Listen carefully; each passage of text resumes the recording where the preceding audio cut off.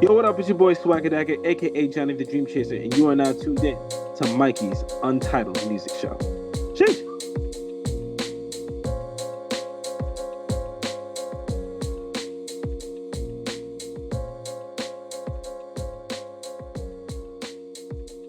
Welcome to Mikey's Untitled Music Show, guys. Today we're gonna dive into the musical mind and where the musical creativity comes from the artist Swagger Dagger. How you doing today, Johnny? I'm doing good, Mikey. Appreciate you, man. Yeah, of course, man. Thank you so much for coming on. Really appreciate you helping us out, helping the show out. Likewise, Um, man. yeah, we're gonna get to know each other a little bit, have a little conversation, brother. Fuck it. Fuck. So one of the first questions I like to ask to get started is I like to bring it all the way back to the beginning, pretty much. And but yeah, I'm just wondering if you remember, one of the earliest times that you ever like used your musical creativity, like for your own, you know what I mean, where that you started actually using your creativity rather than hearing somebody else, um, or somebody else's. Where did you get your start? Um. Well, I mean, my elementary school music teacher, she really inspired me to like really start like making music and really being able to, to do like try production and things like that. I mean, I'm still dabbling in that as far as like production wise is going, but she like kind of inspired me, like she taught me everything I know from like how to write, how to record, how to have rhythm, how to read notes, things like that. So she kind of taught me, she taught me a lot. She taught me an awful lot about just how like the creative process goes. And, she really mentored me from like when I was like at least maybe 7 or 8 probably. And, like she mentored me and I'm very still close with her to this day. But yeah, she was a major inspiration for me as a teacher, but also as a just a musician in general. Yeah, what kind of instruments or music did you start with? I started with drums Okay, mainly. Yeah, nice. yeah, mainly like the percussion. I used to have like a little drum set at the time, and I was a kid, and I just I was always fond of like just listening to my favorite bands like like Gym Class Heroes, Fall Out Boy, just like just those artists that I still deem to be like the greatest, like arguably some of the best bands of all time, like arguably. So, but yeah, like for me, but yeah, for me, it's like it's just I've always dabbled around that, and then I did it, and I did choir a little bit. I used to do chorus a little bit as well, and Yeah, yeah, so yeah, a whole bunch of stuff that I used to dabble in. So, that's cool, man. What what led you to rap or hip hop? I remember it was the first album I think that drew me in was Jay-Z Blueprint 3. I think that was like just like Okay. Jay-Z, like Eminem Recovery and Drake's Think Be Later. I think those are like the three albums that made me feel like I could really rap. Like I could really, like shit, maybe shit, like let me give it a shot, and like I think it was Yeah. something that kind of like sparked my eye a lot. So yeah.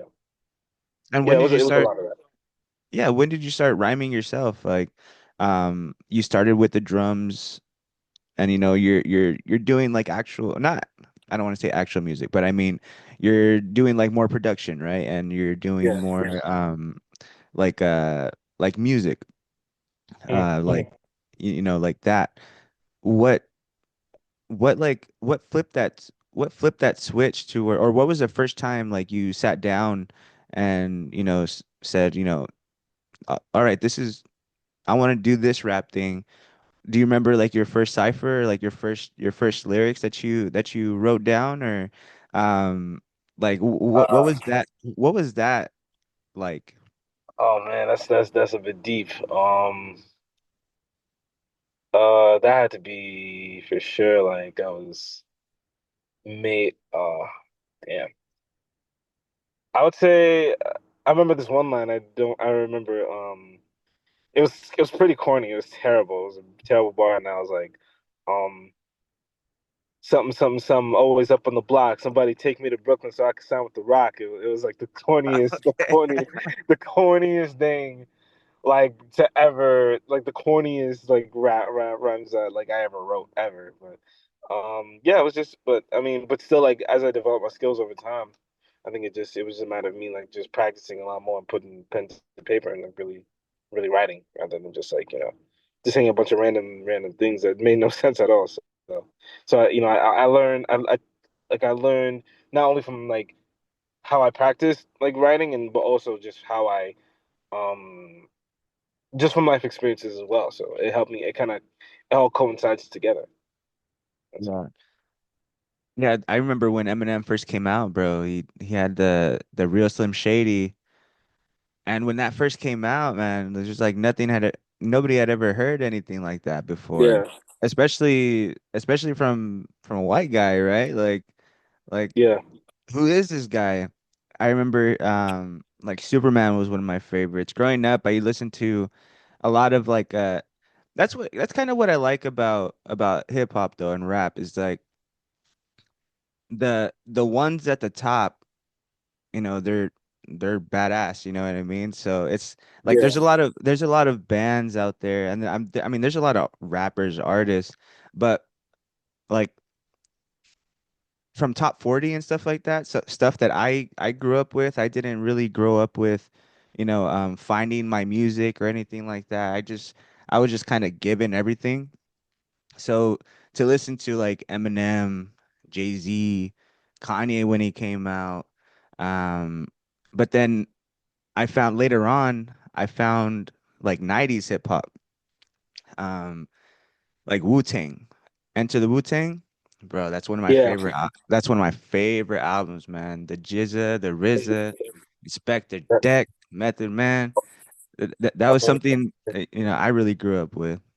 Revolutionary, if anything. I think, to say the least. To say the least, it was revolutionary, if anything, to say the least. Yeah, that Yeah, just shows. Yeah, just like you'll never be able to replicate. Like I don't think like it'll be a long time before we see a group like them. Like for yeah, a group of like killers, bro. yeah, Just murderers. Like it's yeah. crazy how they just all ended up in one place. But are there any other rappers or hip hop artists that maybe we may not know about, like that aren't like maybe so popular that maybe had some kind of inspiration to you as well? Oh yeah, like I love like a lot of underground artists. Like this guy named Devlin from the UK. He's so nice, man. He's crazy. Like he's like I've seen him freestyle. Like I never met him personally, but I mean, but I've seen him like on like BBC Radio freestyles and shit like that. Like he just killed it. Like he's just so nice with it. He's too cold with the Mm. rhymes and the flows and this and that. He was just too good with it. You know what I mean? So he was just like, oh yeah, this guy is for sure like. He's top, if not top tier for sure. Top Yeah. tier like MCing for sure. I have a lot of respect for like I mean, do you freestyle a lot? No, no. Yeah, like it's it's crazy how like somebody can just like I listen to Harry Mack. I don't know if you know Harry Mack. Yeah, yeah, I do. Yeah, yeah. Bro, like I listen to that guy. He's the fucking legend, bro. Like But yeah, he's a the, genius, bro. Yeah, he's a freestyle genius. Though when it comes to them schemes, man, he's unbeatable. He can't match that. yeah, and it's like yeah, he's a true master, bro. Like I honestly like for like freestyling and shit, like I think he's the GOAT, man. Like Facts. he's just like it's cool how he like tests himself too, like with like he uses other people's words and stuff just so that you kind of don't like he already has all this shit Yeah. like pre-done or whatever. So I always thought that was cool. Have you ever tried to freestyle or anything?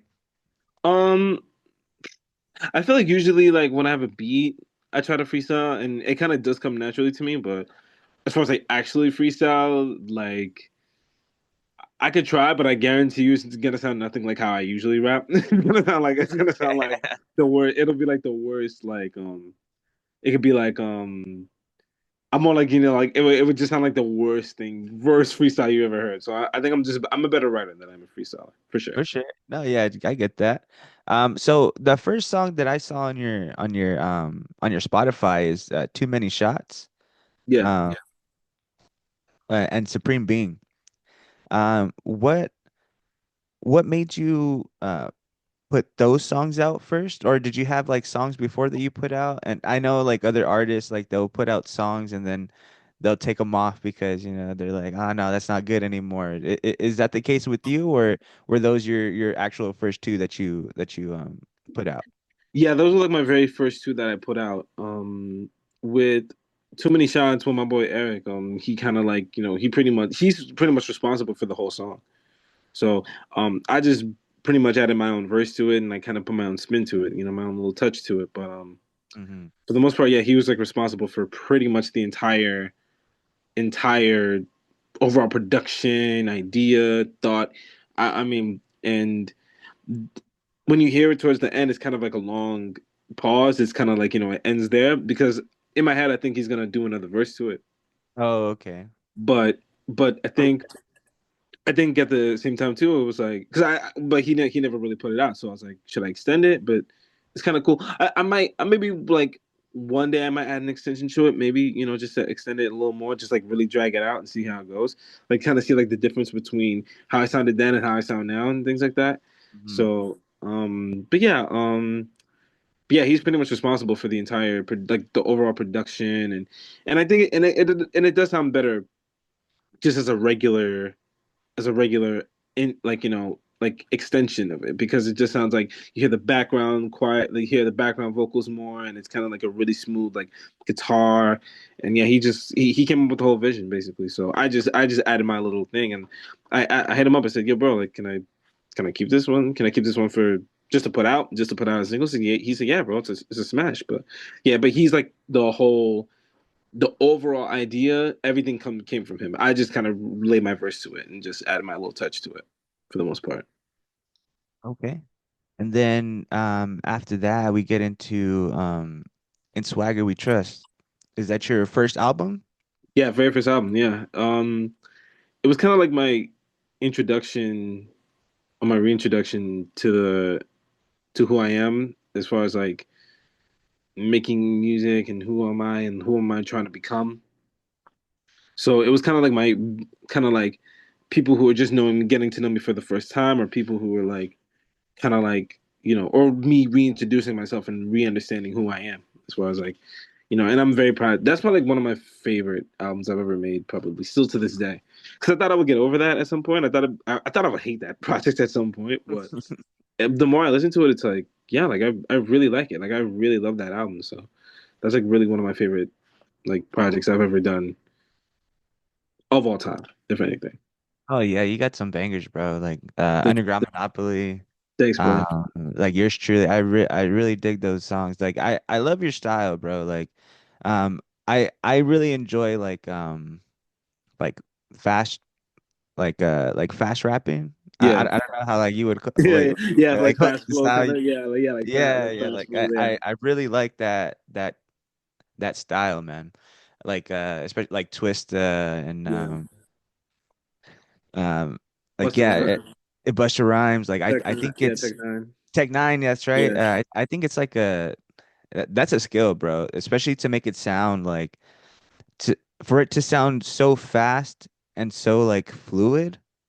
I just think that's I appreciate that's that, a bro. cool skill. I Definitely. appreciate that. I really appreciate What that, for sure. yeah, for sure. When you first started that album, what like creatively, what were you thinking like when you started it? Was it gonna be an album at first, or were you just like kind of just writing a couple songs? Like how did that album come to fruition? Yeah. I think I started. Yeah, I was basically writing it. Yeah, I knew it was gonna be an album because I this is like my very first project I ever did. Hmm. So I think I kind of started like going to the studio a little more and a little more, like here and there, and I said, and I think the more the songs kind of started coming out, and it kind of made sense to me. I was like, well, shit, like I might as well make it an album. Like it might as well be an album now. So it's like I think just I don't know. It's kind of like just one of those things. Like one thing kind of led to another, And when I was like when I was writing the whole album out, and it just it just made more sense. And from the interludes that I had in there too, it was just like it kind of made sense for it to become what it was, which was an album. So I think it was just more like me going to the studio, just trying to like find a routine time to go to the studio and just really lay it down and really, you know, find beats that not only comfortable with, but also beats that like I really just vibe with. So I think it was like kind of like one thing led to another, and just teaming up with different producers and engineers. So it kind of played itself out. I think it's kind of like one of those albums that like in a way wrote itself out, but it was also like it all kind of made sense to me as I was writing it. Yeah, and for working with like producers and stuff, how do you go about finding like these producers that like to come up with beats for you, or finding these beats? Do you go ask the producer like personally, like with by email? Do they have like contact information? This is more also for like newer artists that are maybe trying like having trouble with finding like a deep like or finding a producer and coming up with beats. Like how did you do it? Well, mainly I do buy my beats on you like on BeatStars and things like that. Mhm. But as far as like teaming up with real producers, as far as also teaming up with producers, like I do like to I try to always just I we always usually like we'll always like we'll talk amongst ourselves, and we'll be like, hey, like I really like this part, like it's kind of like how like if there's a way I can explain to it, like when I did Underground Monopoly, like I hit a Paradix and I was like, yeah, bro, like this is some really dope sounds. Like I really love to use this on the album. So I think it's just more of being able to be more like forthcoming, and not really taking any, not like really having any judgment on the beats, and just more of like like seeing what it can possibly become. So So but yeah, for the most part, but yeah, I'm always open to like collaborating and with different producers and things like that, and trying different sounds as well, because there's so much like amazing samples that people use, and just underrated producers that really don't get enough shine. So I always try to like spotlight that in my music a lot. Yeah, that's what I like about the genre also, that there's a whole lot of collaboration Mhm. with like rock and like Yeah, other indie bands like that. You don't really see a lot of collaboration because I mean it's their band, right? And they're trying yeah, to but with rap and hip hop, if you're not making your own beats, making your own production, like you have to like go out and do that, right? And yeah, then yeah, that's when different people start meeting, start talking, and then we get some fire like Wu-Tang, or we get some Mhm. fire like Dipset, Yeah. or G Unit or things like that. G-Unit. Yeah, exactly. So I think that's really, I think that's a really cool, aspect of rap and hip hop, just like the collaboration of it. When you first started like writing like for that first album, what's your like creative process like when you're going through like creating a new song, like some new lyrics or new rap? Like do you try to find a beat first? Do you write your lyrics first and see what beat goes with it? Like how does that process go? It's mainly 50-50, I would say. It's Okay. mainly 50-50, I think, for the most part. Just like with everything, with all my music, I think it's always like 50-50, because sometimes I'll find the beat and I'll be like, oh, this is fucking hard. And sometimes I'll also find like the lyrics first, and as far as like the cadence and the flows and things like that. So it kind of it varies a lot. It's not just like, necessarily like, oh, I found the beat and then right to it. And then sometimes it does take time for me to like, you know, to like really it kind of coincides together. It's kind of like a yin yang. Mm-hmm. So it's kind of like one, but ultimately they mesh together, and it's like the ultimate marriage when I mesh it together. And I think of like, okay, what words can go with this beat, or what words go with this beat, and you know what I'm saying, with you know. So I think so. It's always like a yin yang. So it's always a yin yang when I'm recording it. And then so we get to your next album, Self-Regression. Um, what was the idea going into that album? Like how did you want to make that one like different than the last one? And like what was your approach in going into a new project like that? Well, there was a lot of inspiration that I found from like, like obviously I'm a cartoon kid, so I love cartoons. So Mm, I kind of wanted like a cool like kind of anime, not like something too AI-ish, but just something more like something more authentic, and I didn't want to make it too like AI-ish or this, that, and the third or whatever. So I mm, kind of wanted to make it a lot more like more authentic and more like, telling a story through the cover art as well. So and as far as like making it different, I tried I tried not to follow the first project with that album mm, because I think I wanted it to be more of like its own sound and it's a lot and its own like I just want it to be different, like and yeah. but still giving the same old like flows and like but like but also still just like making it separate itself apart from what it usually is. So I think I wanted it to be more of like when people listen to it and they just hear like either the bars or they hear the beats and I just really wanted it to really be something cohesive just as much as I did with the first project because I didn't Hmm. want it to be just oh like I'm kind of trying to chase that like I wasn't trying to chase In Swagger We Trust after I made that.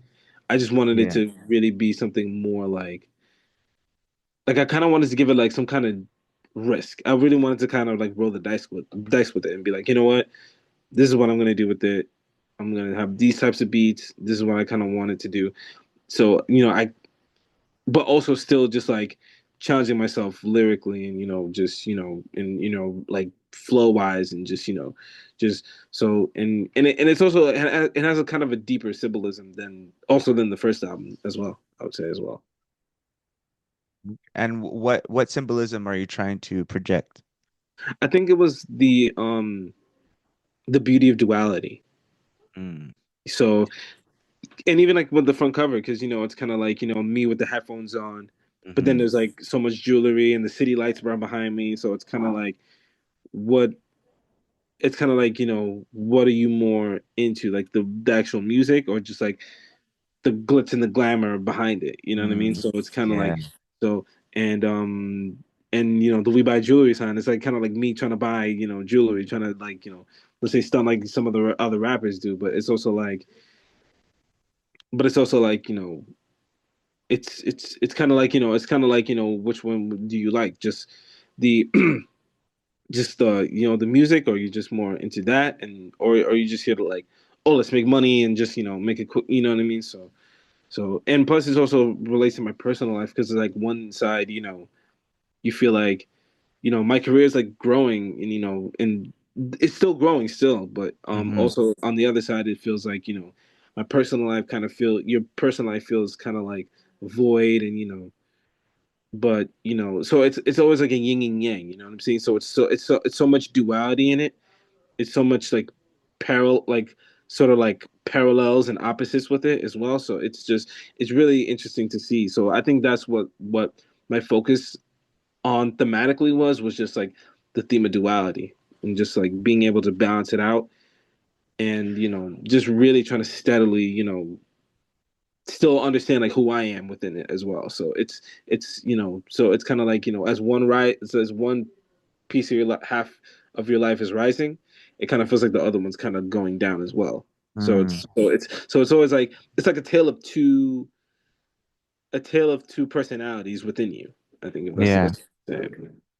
Yeah, definitely. I know what you mean by that too. Like, I mean, I'm not like popping off or anything right now, but it is growing. Mhm. And the more time I do this, I'm kind of sacrificing a little time with like my wife, Yeah, like um but like you have to find that balance, right? You have to find yeah, that balance and then you also have to have those conversations like I know I had a conversation with my wife like, okay, babe, like I'm doing this and this is gonna take up a lot of time. It's definitely Mhm. gonna take up a lot of my time. Like, just because of the interviews and the editing, and the editing is so um like tedious, you know what I mean? Yeah. Like especially if, I mean, I'm getting better at it, and my like the interviews are going a lot smoother, so it's getting a little easier now, but like Yeah. in the beginning for sure, it was like I'm on there for hours and hours and hours. It feels like a And full-time job almost. Like, yeah, exactly. It does. And then I put school on top of it, so it's like it's taking a little more time away, but it's an investment, right? yeah, It's an yeah. investment in your life and in your talents and in your skills. Um, and And sometimes, I'm and not to cut you off, sorry, like I didn't mean to cut you off, but like sometimes it does like hurt. It feels like you're hurting the ones that you love, which we don't intend to as creatives, either as like yeah, artists or painters or musicians or actors, whatever you want, whatever you choose to be. dreamers, bro, dreamers. And not even just like in entertainment necessarily. Like if you're just going to school and like everything is an investment. So it's always like, we don't want to, you know, hinder or hurt the ones that we love, but sometimes this is a game where everyone fends for themselves. And I remember my boy Seek Baby, he kind of like, yeah, that's like one of my OGs. He that's what I learned from him. Like sometimes, everything is an investment from the littlest things down, even in your personal self, it's an investment. So it's like no matter what, you can't win. But I mean, some people are lucky to have those foundations in life, and we're like, yeah, like this is perfectly fine. Like, I understand that you doing this, but some of us aren't.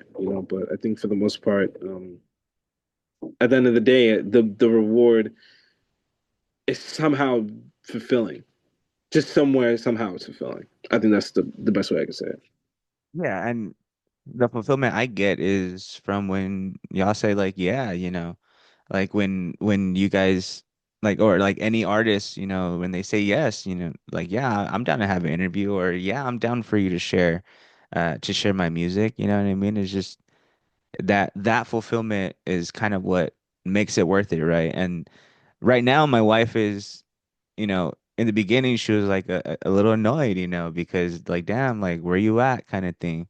But now she's seeing it kind of, it's like I said, it's not like popping off or anything, but it's going, Yeah, but it's going. Yeah, it's going. So I think that put a little more comfort in her to like let me like, you know what? All right, cool, because it's scary, bro. It's scary for the people around you because they just, I mean, they love you, right? And they just want what's best for you. yeah, But for, any dreamer or anybody that wants to, do something like for themselves, is sometimes you just have to take that little sacrifice, right? yeah, Sometimes you just have to, you know, put yourself first for the good of the family or for the good of your future, right? yeah. Um, so coming into this latest single, is it is it 25 of 29 or is it 25 29? Yeah, 25, 29. And how did you come up with that title? And what's different about this new single? Um, with this single, I mean, I'm not gonna lie, this is like kind of one of those like bangers I just like kind of having fun with. But Mm. I You could also tell, think, man. You could definitely tell. yeah, yeah, like it was just one of those. But I think it was also like I was kind of trying to use like a basketball reference, kind of like where it's like, you know, like let's say like let's say when Kobe was able to score 80 points, 80 points like towards like the end of the game. So it's kind of like that what I was kind of referencing. It's kind of like, Okay. oh, like you were kind of down, like people were like doubting you before, but now you're up, like okay, now you're leading, but we're up like 25 and up, you're up 29, so we're close to you. So it's kind of Mm. like and a lot of people didn't really understand it at first, as far as when I made the title. But I think it was just really cool, like just kind of like giving it like those like it's just like one of those confident feel good songs. And I think, and when I heard the chords and the organs for the first time, I was like, oh shit, like this is Mm. like it just like it's pretty much that song is pretty much how I envisioned it in my head. You know what I mean? And just like Yeah. it was just like it was literally just completely like the beat was just so hard hitting, and it's just like when I heard it, it was just like, oh yeah, like this is for sure. yeah, this is for sure gonna be the single for sure. Like it made all too more sense to me, and you know, I took it to the room and I wrote it, and like a couple months later, I laid it at my boy Tyler. I'm shout out my boy Tremor one time. We laid it down, and he was just like, "Oh shit, this is gonna be the one." So yeah, that song was like a real dope. That's like probably one of my favorite songs that not only to perform live, but also that I've done next to like Underground Monopoly, because that's like my top two favorites of all time. Mm-hmm. So yeah. And when did you start performing live? Um, like around like 2020, I would say. But I had my very first performance back in 2014. That was like high school, junior year, high school type shit. All So right. How was that first time going up there in front of a crowd? All these people are watching you from the like from down there, and you're up on this stage. Like, how did that feel for the first time? oh man, it was unbelievable, man. Like I couldn't believe what I had even like had seen, because there was so much um like because I barely had a song out at the time, and people were kind of knowing where my skills a bit, and people were like, "Yo, bro, you're gonna rap, you're gonna rap," and I thought like my friends were just like, "Yeah, they just trolling me. Like nobody wants to hear me really rap." But then Yeah. when the teachers really asked me to be like, "Yo, no, we want you to rap, like for real," I'm like, "Wait, for real?" And I was like, "Oh shit!"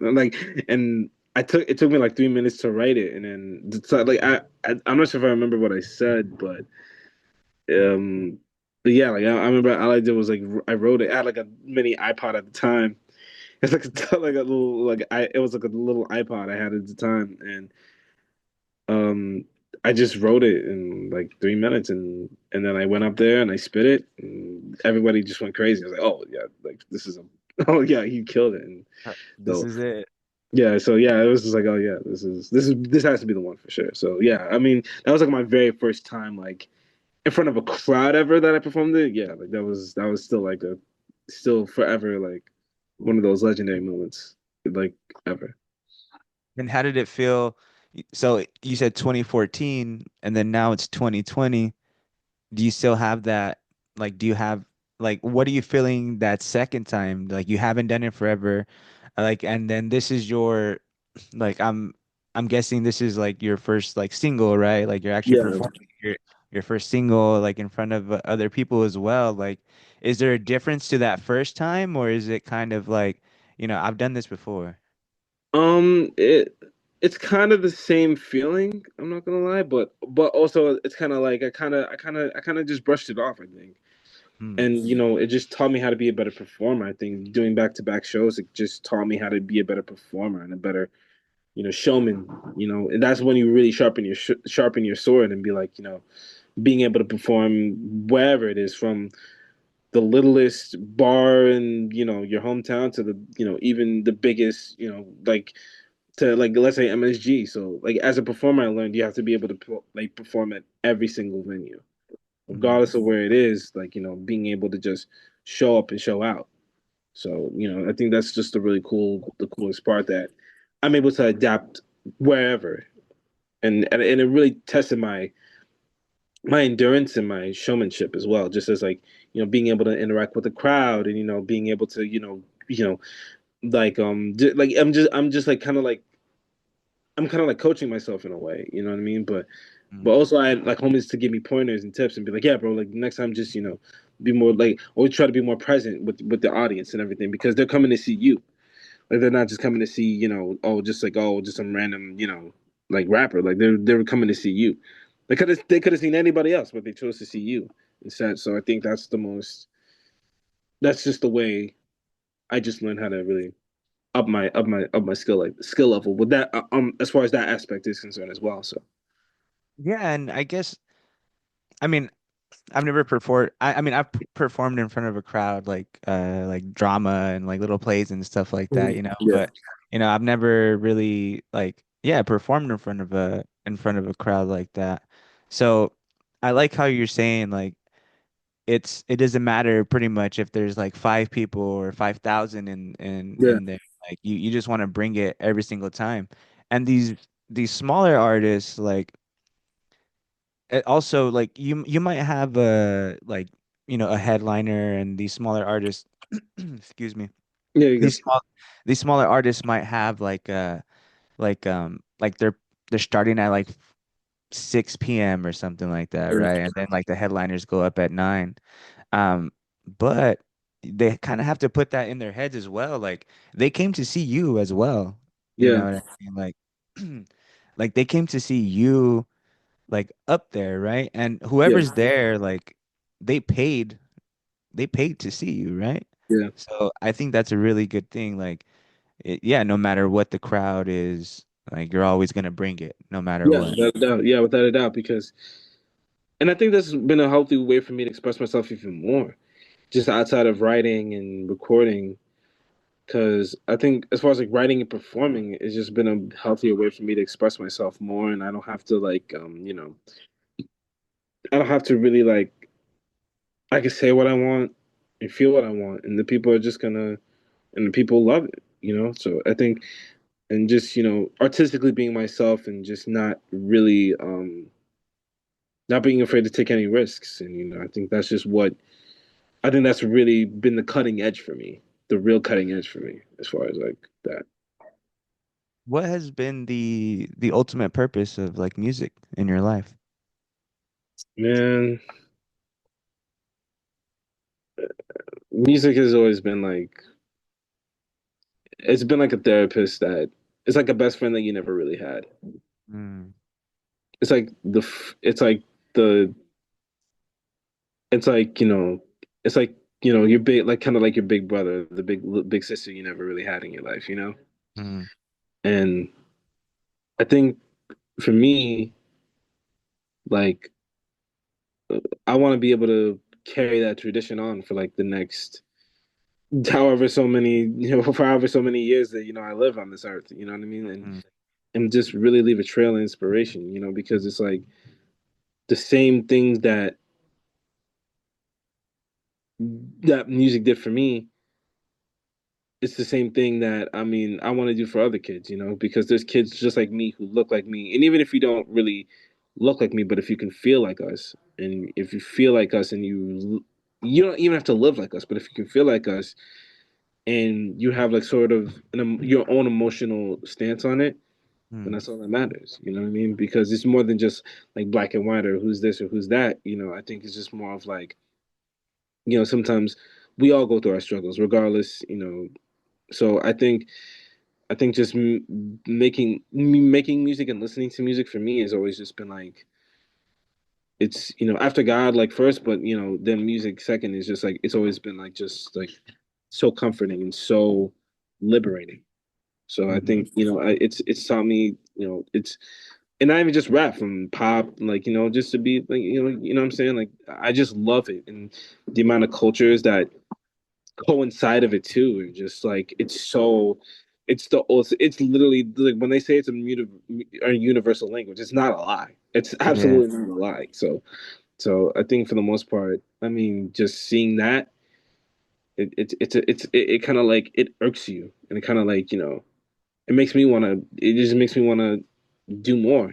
So like I want hopefully one day God willing I could be on that list of greats like the Kendricks and the Coles and the Drakes and the M's and the J's and the Nas's and whoever it is, you know what I mean? Yeah. So that's So just that's where that's what music means to me, like just being able to inspire, like and of course it'll make you feel different things, like but it's the ultimate it's the ultimate language that you can't put a price on, for sure. yeah. Yeah, man. And like you said, like it's not just black white, like it's it's just it's universal. Like Yeah, you can put like anybody from any like ethnicity or race or whatever you want to say can put on a song. Doesn't necessarily have to be a rap song, a rock song, a pop song, anything like that, right? But you put 10 people in this of all different, cultures in the same room, you put on a yeah. song, they're most likely going to Sing come along to together it, dance. Yeah, yeah, and go along with that song, right? So yeah, it's just That's what I love about music too, man. Like it Yeah, brings people together, like yeah. especially like concerts. Like you go to a Hmm. concert, like I kind of if anybody listens to the show, Yeah. they kind of talk they kind of hear me talk about this a lot, but Yeah, like going to a concert and just everybody's there for one purpose, for one thing, and it's to enjoy the music, you music. know. Yeah, 95%, because I mean, you always have those, yeah. you know, Widows. Yeah, yeah. Those. Yeah, those people, those outliers, you know what I mean? yeah, But yeah, um like 95% you could say definitely they're all there for the same thing and to yeah, vibe, and you know, I can give a high five or a hug to like a stranger that I've never yeah. met from the other side of the world Hmm. because we're both digging this music right now. And Yeah, we're both like, oh my God, I can't believe we're here right now, you know. yeah, yeah, I think that's beautiful. yeah. Um, one of the last questions, or the last question I like to ask is, what's Swagger Dagger's message to the world? What do you want to convey to the world? Just don't give up. I think. Yeah, just don't give up. I think, and just be yourself. Like leave it to God first, and then just don't give up and be yourself. Because I think, I mean, there's so many times, you know, especially presuming what we presume. It's not an easy thing. I mean, Mikey, like you said, more than anything, Mikey. Like just like the countless hours of and obviously feeling disapproved by loved ones, but for the most part, it's just like just don't give up because I mean, because you really never know when your moment is coming. Like you could be like tomorrow, like who knows, tomorrow you could have like the biggest platform on this podcast and be like, shit, I could, what I'm saying, you could go to Sirius XM tomorrow. You never know. So it's Mhm. just more of like, you just giving yourself the permission and the chance to just keep going. Regardless of who's telling you what or who's telling you this, just keep going. And and of course it's not going to be easy, obviously, but just don't give up. I think that's the only thing I can really say about it. I love that how you worded that, the permission. Mm-hmm. Like we are our biggest, like critics, right? Like Yeah. we are our biggest, we're gonna make ourselves either, go past that line or stay behind it, you know. Mm-hmm. Um, and that's something I had to do, man. Like I had to give myself permission to do this, right? Like I had to sit down and talk to myself because also if you've been listening, like I'm gonna sound like a broken record, but like I had that like time where I I had a little breakdown with my wife like back in December, but like Mm-hmm. who cares, man? Like who cares? Like nobody's gonna like give a fuck about me. Nobody's gonna care about me. Who cares what I Mm-hmm. think, you know? Yeah. Like this thing, and I either could have stayed right there and just not done any of it. Like Yeah. but right after that time, I pretty much I told myself like, do it. Yeah. Like what's stopping you? Like what can people say? No, like what? Who cares if nobody listens, right? Like if you love to do the thing that if you want to do the thing that you love to do, Just the do thing, it. just do it, man. Like give yourself that chance, right? Like, Especially when you're from that negative, like, but I don't want to say it, but like, but sometimes when you're from that family dynamic of like, no, like, like, what I'm saying, always like trying to spew that negativity on you is hard. hmm But I think, yeah, but I think you just got to keep on going. Just do it. Like the Nike slogan, just do it. You know what I mean? Like, yeah, yeah, so I mean, that's just, but yeah, I think if you just, surround yourself with people that give you the positive energy and don't entertain the wrong people. If you don't entertain the wrong people, it's gonna take you a long way. yeah, and it's okay if your family isn't on board, or Yeah.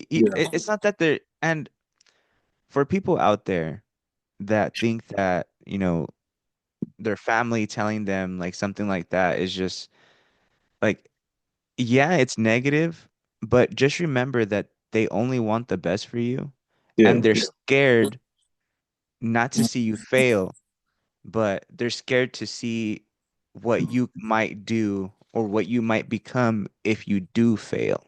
Yeah. You know what I mean? Like what you're gonna do to yourself. Not like really like not talking about like suicide or anything like Yeah. that. Yeah. Like I mean that can happen also, but like how is this gonna shape like because you failed this, is it how is this gonna shape you? Is this gonna hurt you really bad, or Hmm. they just want to they just want to see you succeed and they hate when they see you fail. Yeah. But if you don't have those failures, you won't learn anything. Sure. And just also like newer artists, like keep that in mind. Just because your family might not be on your side the whole way, it's just because another reason is because they're trying to protect you. I mean, like I always say 95% of the time because you always have those different people, right? Yeah. Yeah. But Yeah. but like 95% of the time they're just trying to protect you. Yeah. And but only you can go out and actually do it and make it happen. Yeah. Um, Johnny, Swagger Dagger, I really appreciate you coming on the Appreciate show you, with Mikey, us, for real, man. man. Appreciate you, man. Um, Yeah, I had a thanks for allowing me to come on, bro, for sure. But I'll absolutely come again, for sure. oh definitely I'll definitely have you on again. We can talk about some of our favorite rappers or something later, or Yeah, without even a some of doubt. our favorite some of our favorite genres, or Yeah, without a doubt. anything. But do you have or where can we find your music? And do you have anything coming out soon? Yeah, I have a new album coming out actually this year called Because It Was Nothing. So I'm gonna drop that probably during the summertime. Follow me on Instagram at Johnny the Dream Chaser, JOHNNYTHA Dream Chaser. And yeah, 25, 29 out right now. Um, obviously the album coming out this year. Yeah, I'm on Swagger Dagger on Spotify, Apple Music, SoundCloud, YouTube Music. So yeah, yeah. Perfect. Well, And thank you, and thanks shout out to again. you, Mikey, once again for allowing me to come on, dude. Hey, brother, thank you for coming on, like Yeah, I appreciate it, man. for yeah, and for allowing me to share Swagger Dagger, man. I really appreciate that. Oh man, I appreciate that, bro. But as we say at the end, everybody, remember, be safe out there, be great, and we share because we care. Peace. Peace. Sheesh.